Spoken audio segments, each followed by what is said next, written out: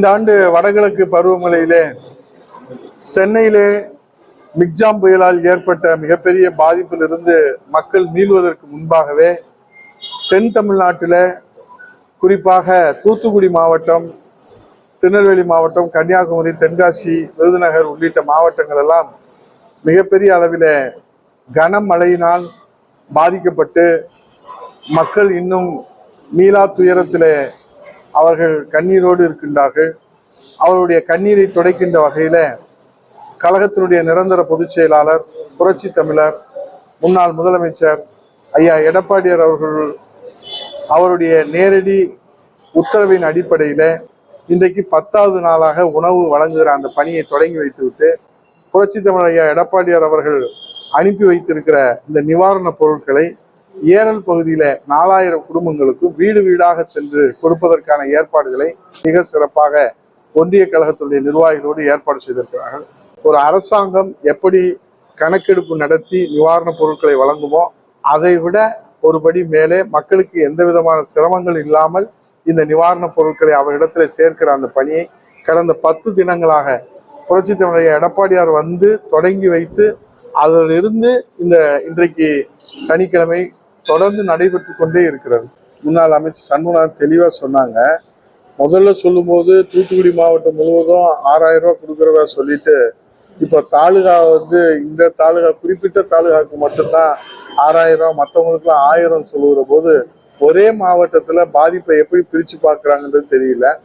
எங்களுடைய கோரிக்கை பொதுச்செயலாளர் என்ன சொன்னார்னா 15000 ரூபாய், 6000 போதாது, 15000 ரூபாய் கொடுக்கணும்னு சொன்னாங்க. இதுல என்ன பாத்தீங்கன்னா பாதிக்கப்பட்டவங்கள அளவுகோல் வைத்து கொடுக்கிறது என்பது இதுவரை நாம் பார்க்காத ஒரு அணுகுமுறை. அண்ணா திராவிட முன்னேற்ற கழகத்தை பொறுத்தவரை பாதிக்கப்பட்ட அனைவருக்குமே கொடுக்கணும். இதுல வருமானம் உள்ளவங்க, பணக்காரங்க, ஏழைங்க, அது நலத்திட்ட உதவிகள்ல பயனாளிகளை அளவுகோல் வச்சுக்கலாம். இதுல அளவுகோல்ன்றது பாதிக்கப்பட்டதான் அளவுகோல்.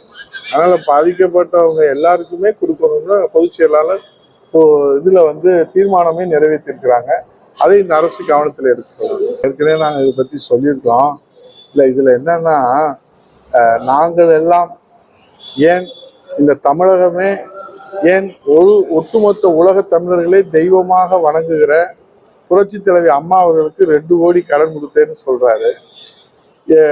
விட்டா புரட்சி தலைவர் கட்சி ஆரம்பிக்கிறதுக்கே அவங்க அப்பா கடன் கொடுத்தேன்னு சொல்லுவாரு. பேரறிஞர் அண்ணா கட்சி தொடங்குவதற்கு அவங்க தாத்தா கடன் கொடுத்தேன்னு சொன்னாலும் சொல்லுவாரு. அவர் சரியான மனநிலையில இருக்கிறாரான்னு தெரியல. ஏன்னா ஒரு ஒரு ஒரு ஒரு இராணுவ ரகசியம் போல தெய்வ ரகசியம் ஒரு தலைமைக்கும் ஒரு தொண்டனுக்கும் இடையிலே நடைபெறுகிற அந்த நடவடிக்கைகளும் அதனுடைய அந்த பரிமாற்றங்கள் என்பது அது தெய்வ ரகசியம். இந்த தெய்வ ரகசியத்தையும் இராணுவ ரகசியத்தையும் இப்படி ஒண்ணு நடந்திருக்கிறதா என்பதே நமக்கு தெரியாது.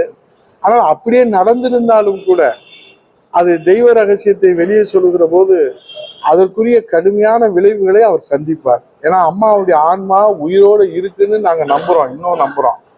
அம்மாவுடைய ஆன்மாவும் புரட்சித்தலைவருடைய ஆன்மாவும் உயிரோடு எங்களோடு புரட்சி தமிழர் ஐயா எடப்பாடியார் அவர்களோடு குடிகொண்டு வழி நடத்தி கொண்டிருக்கிறது. அப்படிப்பட்ட ஒரு தெய்வத்தையே அவர் பழி சுமத்துவதை போல இது வஞ்ச புகழ்ச்சி. இவர் தன்னை உயர்த்தி கொள்வதற்காக அம்மா அவர்களை தாழ்த்தி சொல்வது என்பது ஒரு வஞ்ச புகழ்ச்சி. இது எந்த தமிழரும் ஏற்றுக்கொள்ள மாட்டாங்க.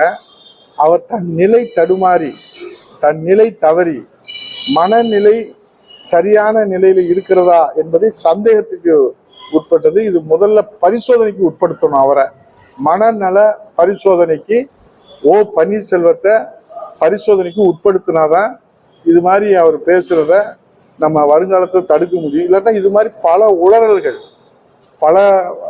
உளறல்களை அவர் வெளியிடக்கூடும்.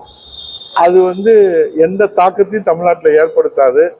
ஆகவே அவர் சிறைக்கு போவார், இவர் சிறைக்கு போவார் என்று சொன்னால் தன் வினை தன்னை சுடும் என்பதை போல முதல்ல அவர் தன்னை பரிசுத்தமானவர் என்று காட்டிக்கொண்டு நீதிமன்றத்திலே வழக்கு நிலுவையில் இருக்கிறது.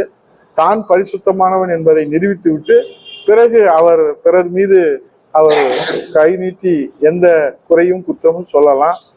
அவர் முதுகுலே 1000 மூட்டை அழுக்கு இருக்குது. அதை துடைக்கிறதுக்கு அவர் முயற்சி செஞ்சா நல்லது.